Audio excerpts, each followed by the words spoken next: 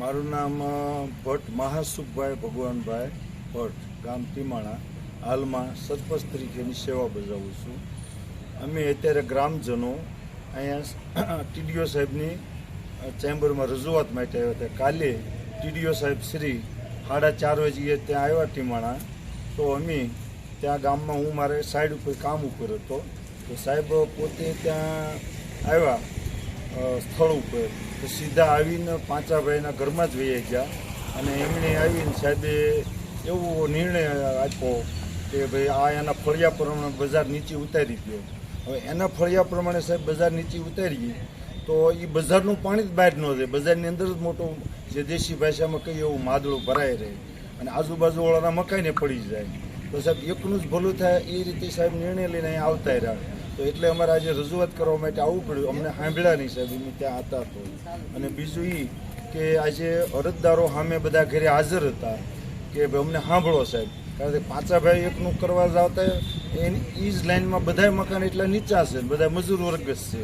તો એ લોકો સહન કરે છે કે આપણા કુદરતી જે ભૌતિક રીતે નીચા છે તો એ નીચા જ રહેવાના છે અને બજાર આપણે બની જવી જોઈએ.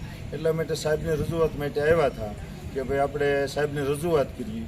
બીજું એ કે સાહેબને પાંચાભાઈ બલુભાઈ ઢીલા પોતે હજી અમારી ગટર જે જાય છે કુદરતી નિકાલ તરફ એના મોઢું બંધ કરીને જે ગણેશ શાળા નામની સ્કૂલ છે જ્યાં જે 3,000 થી 4,000 વિદ્યાર્થી છે એના પરગણામાં પાણી ભરાય છે, માખી મચ્છર ત્રાસ એ પણ અમને સાહેબ સહન નથી થતો. તો પાંચાભાઈની માગણી હતી કે મારી પહેલાં બજાર બાંધો પછી હું ગટર હાલવા દઉં. તો સાહેબ બજાર બાંધવા ગયા હતા તો એટલી નીચી ઉતારો 3 ફૂટ. તો એટલી ઉતારી તો સાહેબ સામેવાળાના મકાનો બધા પડી જાય, અહીંયાનું બી બજારનું પાણી જ બહાર ન જાય. તો એટલા માટે એમ થાય કે સાહેબ અને પાંચાભાઈએ કાલે સાહેબને રજૂઆત કરી છે ટીડીઓ સાહેબને.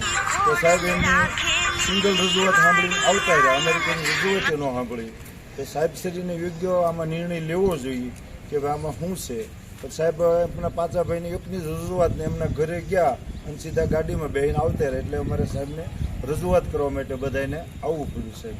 એટલું કહીને કારણ છે કે અમારે અમારા ગામના વિકાસમાં જ રસ છે, અમારે કોઈને હેરાન કરવામાં રસ જ નથી સાહેબ. પાંચાભાઈ અમારા દુશ્મનથી અમારા ગામના વ્યક્તિ જ છે અને બીજા અમારા ગામના વ્યક્તિ જ છે સાહેબ. તો આજે બધાનું કેમ સારું થાય એટલા માટે સાહેબ અમારે અહીંયા આવવું પડ્યું કે સાહેબ શ્રીને એવો નિર્ણય પણ અમને સાંભળ્યા જ નહીં સાહેબ. સિંગલ એક પક્ષી સાંભળીને વહી આવ્યા સાહેબ રજૂઆત. જો આવે તો ત્યાં ગામનો જે પ્રથમ સુતાયેલો વ્યક્તિ હોય એને સાંભળવો જોઈએ. અમારી પંચાયત બોડીના સભ્યો હોય એને બોલાવવા પડે. તો કોઈ પંચાયતના કોઈ સભ્યને ન બોલાવ્યા, ન સરપંચને બોલાવ્યા અને અમે હાજર હોવા છતાં અમને અમારી વાતે પણ સાહેબે ન કરી અને સાહેબ હાલવા માંડ્યા. એટલે સાહેબ અમારે અહીંયા રજૂઆત કરવા માટે આવવું પડ્યું કે સાહેબ આવો મનસ્વી નિર્ણય ન લેવાય. ત્યાં હાલમાં સાહેબ બ્લોક નાખવાનું કામ શરૂ છે. તો પાંચાભાઈની થવા જ નથી દેવું વિકાસ. તો એનો એકની હિસાબે સાહેબ 22 જણને એને અસર કરતી વાત છે કે એકને આવડે 22 જણને હેરાન થવું પડે એ વ્યાજબી નહીં. એ રજૂઆત કરવા માટે આવ્યા છે એટલું કંઈ વિરમું છે.